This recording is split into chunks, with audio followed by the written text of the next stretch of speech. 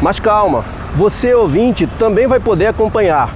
Eu vou falar a sua língua, afinal, 99% do conteúdo em vídeo é feito para você, não é verdade? E aí, já pensou se a sua vida fosse assim?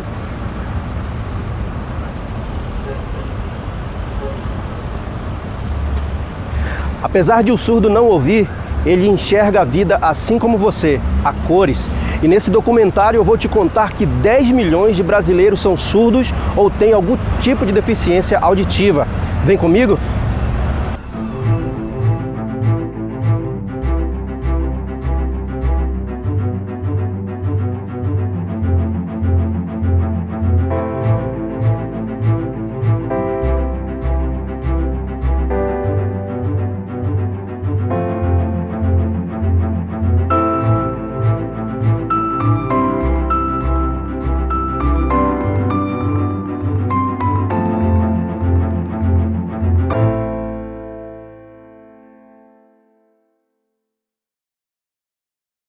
Antigamente, existia uma ideia muito errada sobre os surdos.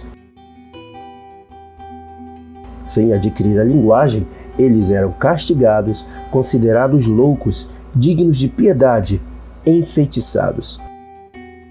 Os surdos eram abandonados e até sacrificados. Até Aristóteles, famoso filósofo grego, acreditava que se a pessoa não fala, ela também não pensa. E se ela não pensa, não pode ser considerada humana. Ainda bem que esse tempo passou. No século XVI, Cardano conclui: a surdez não prejudica a aprendizagem. Os surdos podem aprender a expressar e escrever. Valeu, Cardano! Ainda no século XVI, Pedro Ponce de León fundou a primeira escola de surdos na Espanha e desenvolveu sinais metódicos. No século XVIII, Abade Charles de Lepée, educador francês, inicia o primeiro estudo de uma linguagem visual motora para os surdos e fundou a primeira escola para surdos em Paris. Em 1857, o imperador Dom Pedro II, que tinha um neto surdo, convidou para vir ao Brasil o surdo francês Ernest Huet. Ele formou-se na Escola de Surdos em Paris. No Brasil, a primeira instituição para surdos foi fundada em 1857 no Rio de Janeiro. É o INES, Instituto Nacional de Educação de Surdos, que existe até hoje. O francês Ernest Huet foi o primeiro professor. O ano é 1880. Em Milão, na Itália, foi realizado o Congresso Mundial de Professores Surdos. Esse encontro significou um retrocesso para a educação desses indivíduos. Os professores surdos foram afastados e os alunos eram proibidos de usar a língua de sinais. Os professores chegaram ao ponto de amarrar as mãos das crianças para impedi-las de usar os sinais. Nós estamos no centro de Manaus, Praça da Saudade, oficialmente conhecida como Praça 5 de Setembro. Aqui nesse lugar, em 1975, o surdo Clóvis, vindo do Instituto Nacional de Educação de Surdos, o INES, no Rio de Janeiro, começou a ensinar Libras.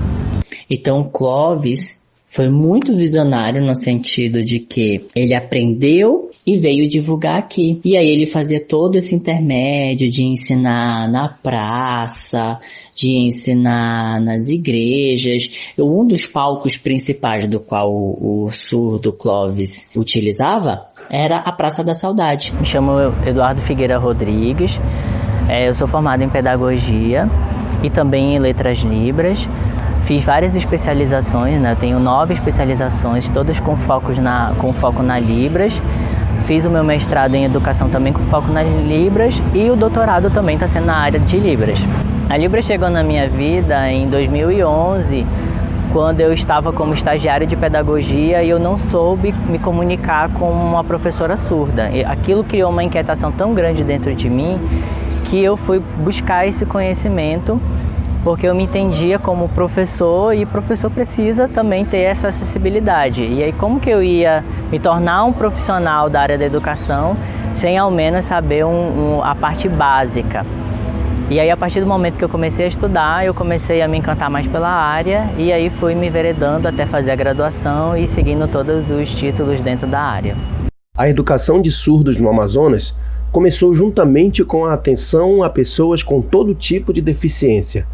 Em 1943, o Instituto Montessori Álvaro Maia começou suas atividades em Manaus. Pelos registros históricos que nós temos, ela chegou em meados de 1939 a 1943 com o Instituto Montessori.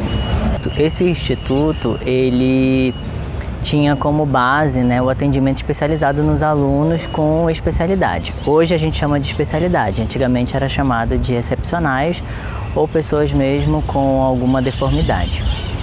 Após isso, a gente teve a inauguração da APAE em 1955 e depois, quando chega em 1974, o Instituto Montessori ele encerra suas atividades e só a APAE continua dando seu atendimento. Quando a gente já vai chegando mais ou menos em 1984, nós temos a escola Filipos Maldoni.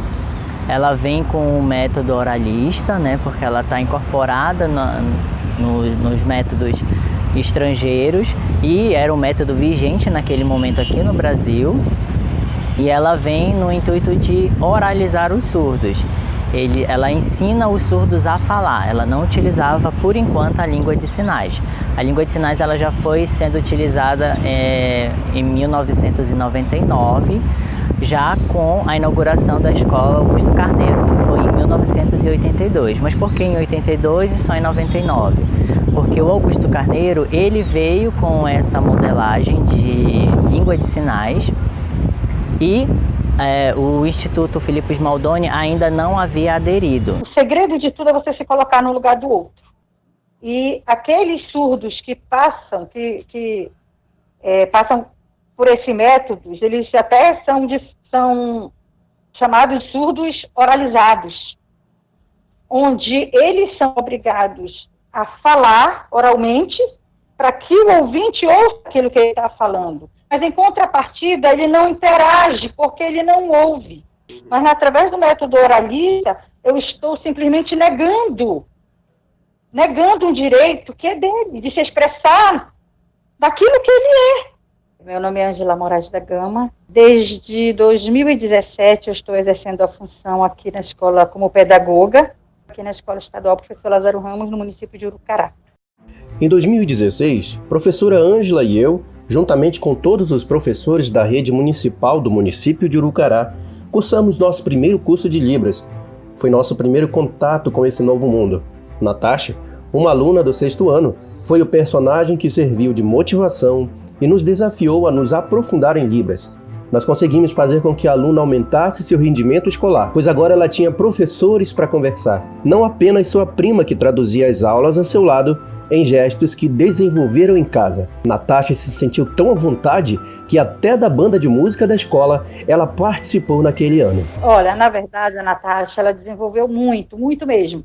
Porque eu recordo que no ano de 2016, eu posso afirmar que 60% dos professores estavam cursando o curso de Libras.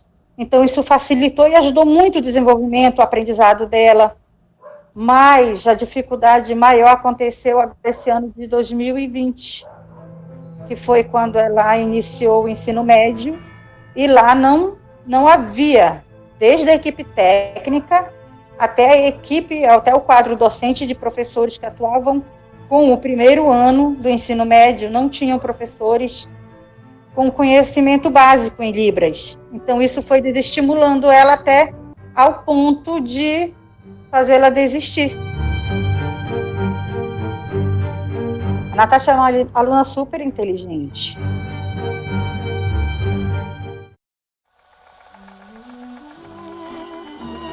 Em 2017, produzimos um filme curta-metragem, O Som das Mãos, um romance em Libras. Inspirado no cinema mudo de Charlie Chaplin, 2 jovens vencem a barreira da língua para viver o amor. Foi um sucesso. Ganhamos vários prêmios e fomos até alguns programas de entrevista. Por esse destaque, nos convidaram para palestrar sobre inclusão para jovens estudantes. Foi aí que descobrimos que não levamos apenas entretenimento. Através do nosso filme, nossos espectadores aprenderam seus primeiros sinais em Libras.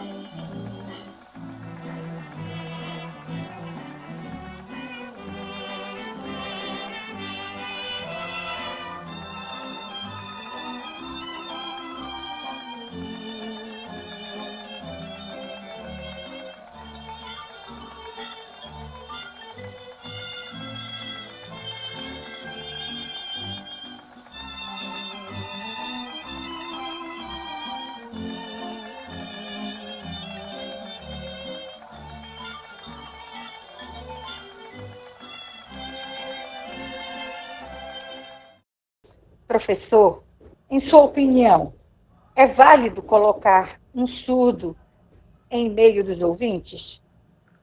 Se nós formos pensar no processo de socio-interacionismo, é válido. Agora, se nós pensarmos no processo de socioaprendizagem, não é válido, porque ele vai fazer de tudo para se comunicar, mas a aprendizagem dele vai ficar deficitária. Infelizmente, esse modelo que nós temos hoje, ele não é de inclusão, ele é de integração. Integrar não é a mesma coisa de incluir. Integrar é como se eu comprasse uma cadeira e colocasse ela na minha sala, sem dar nenhum suporte, sem pensar no azulejo, sem pensar na composição que ela vai estar acontecendo ali naquele espaço. Então, hoje, o modelo de educação que nós temos, ele é só de integração. Por quê?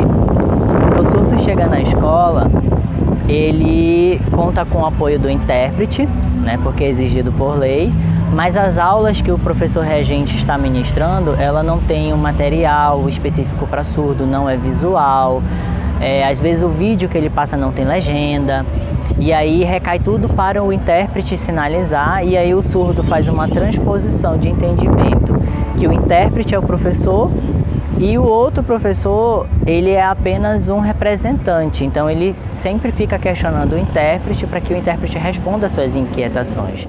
Porque enquanto educadora, o meu papel é oportunizar a aprendizagem a todos.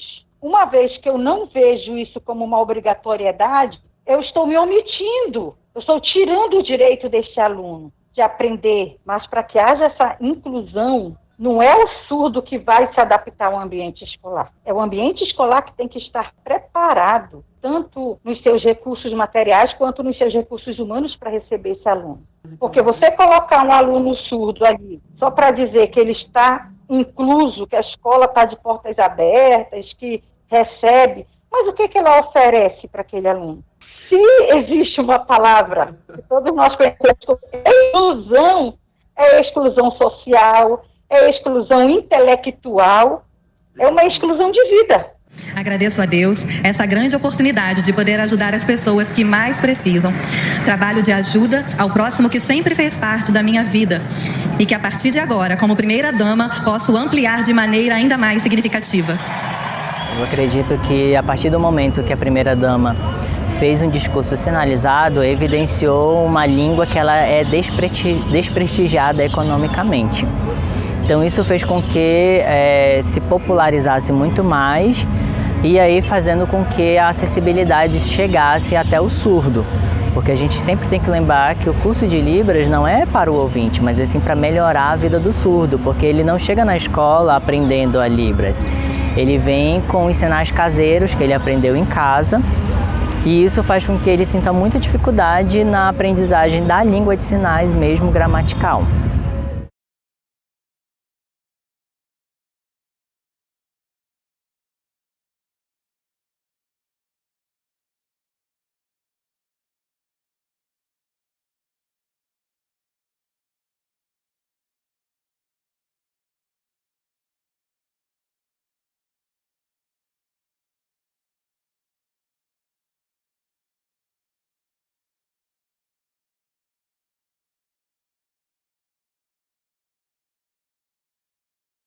É um direito deles. É um dever nosso, professor, proporcionar isso. A própria lei diz que a educação é para todos. Hoje nós estamos tendo uma discussão na área da educação de surdos que se chama privilégio ouvinte. Quando tem duas pessoas, um surdo e um ouvinte disputando uma vaga, é muito mais válido contratar um ouvinte do que um surdo. Porque esse ouvinte ele vai conseguir transitar nos dois mundos, né? Tanto no mundo da Libras quanto no mundo dos ouvintes. E o surdo não. Ele apenas vai ser um ser atuante da sociedade dele e para ele se comunicar com outro ouvinte, vai ser necessário ter uma exigência muito maior de comunicação ou muitas vezes vai ter que ser contratado um intérprete. Porque uma vez que ele perde o direito de aprender da forma mais eficaz que deveria ser lhe dado o direito, automaticamente o direito ao mercado de trabalho ele se torna limitado. Não pela condição de surdo, mas pela condição de uma sociedade que ainda não enxerga o surdo como um ser ativo, como um ser capaz de interagir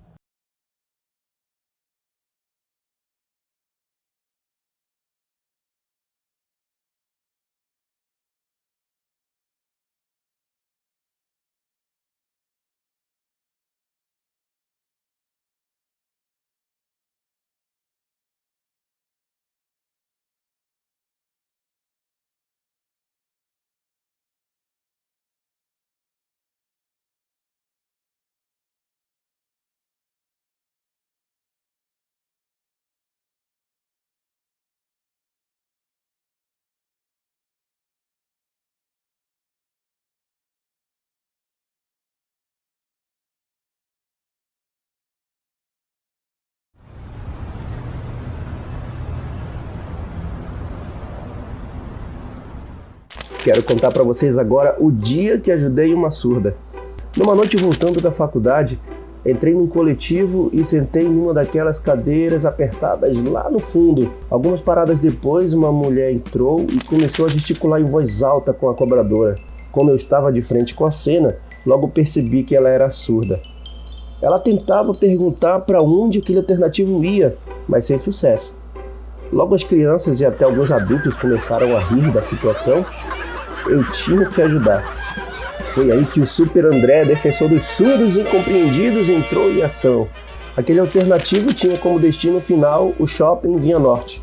Por isso cheguei perto da mulher surda, acenei com a mão, como se chama a atenção de um surdo, e fiz 3 letras com a mão: V-I-A. Ela entendeu que eu estava perguntando se ela ia para o shopping Via Norte e fez sinal de positivo com a mão. O meu ato heróico foi fazer 3 letras com a mão: V-I-A. Isso foi suficiente para salvar aquela mulher da falta de comunicação que ela enfrenta aonde vai. Isso me fez pensar no seguinte, que qualquer um ali podia ter ajudado se a Libras já estivesse fazendo parte da educação básica. Afinal, nós estamos falando da segunda língua oficial do Brasil. Acredito que a proposta seria hoje inserir a disciplina de Libras na grade curricular da educação básica. Se a Libras fizesse parte dos componentes curriculares a serem ministrados de forma obrigatória na educação básica, e quando nós falamos de educação básica, nós estamos falando da educação infantil até o ensino médio. Aí sim nós poderíamos dizer que o surdo seria respeitado, valorizado em todos os sentidos. Essa geração que nós estamos vivendo hoje, né, a minha geração, a geração dos meus irmãos, eles não vão conseguir ter essa dimensionalidade que é a língua. Mas a próxima geração que vai vir, se a Libras for inserida como grade curricular, eles já vão pensar de forma diferente, porque a comunicação ela vai estar mais fluente. A Libras ela não tem essa importância porque ela é reconhecida como a segunda língua oficial do Brasil, mas automaticamente não obriga as escolas a adotar a Libras como um componente curricular a ser ministrado, a ser ensinado na sala de aula. Exatamente. E uma vez que não tem obrigatoriedade, não tem o ensino. A língua brasileira de sinais, a Libras, foi criada em 1994. Em 2002 foi decretada como forma oficial de comunicação dos surdos. Em 2005, a Libras foi inserida como disciplina obrigatória nos cursos de formação de professores. Em 2010 foram estipuladas as obrigações de seus intérpretes em sala de aula. Em 2012, a inclusão escolar do deficiente auditivo na escola regular foi legitimada pelo governo federal brasileiro. Este foi o caminho da inclusão até aqui. Não é possível responder todas essas questões em apenas um documentário, mas que ele possa contribuir para um novo pensamento, através dos depoimentos ditos aqui, com base firme na efetivação acerca de políticas públicas no estado do Amazonas e no Brasil. Eu consegui compreender isso tardiamente, eu posso até dizer, mas eu exerço a função de educadora desde 1998. Essa compreensão da importância da Libras na vida do ser humano, ela é fundamental. Eu acredito, eu espero em vida ver isso se tornar lei, porque é inadmissível que uma língua estrangeira, o inglês, a ser ensinado aos alunos de 6 anos, que são do primeiro ano até o 5º ano, por que não Libras, que é a segunda língua oficial do Brasil?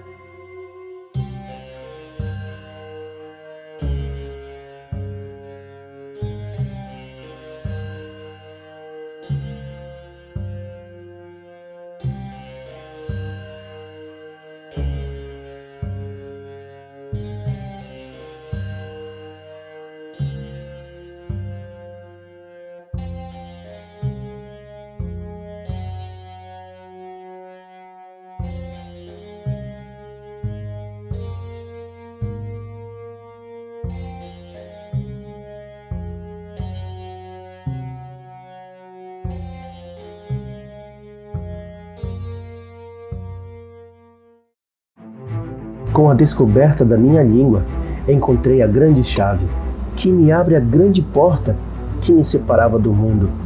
Posso compreender o mundo dos surdos e também o mundo dos ouvintes. Tinha construído uma reflexão própria, necessidade de falar, de dizer tudo, de contar tudo, de compreender tudo. Para mim, a língua de sinais corresponde à minha voz. Meus olhos são meus ouvidos. Sinceramente, nada me falta. Enxergo do mesmo modo com que poderia escutar. Meus olhos são meus ouvidos. Escrevo do mesmo modo como me exprimo por sinais. Minhas mãos são bilíngues. Ofereço-lhes minha diferença. Meu coração não é surdo. Há nada deste duplo mundo.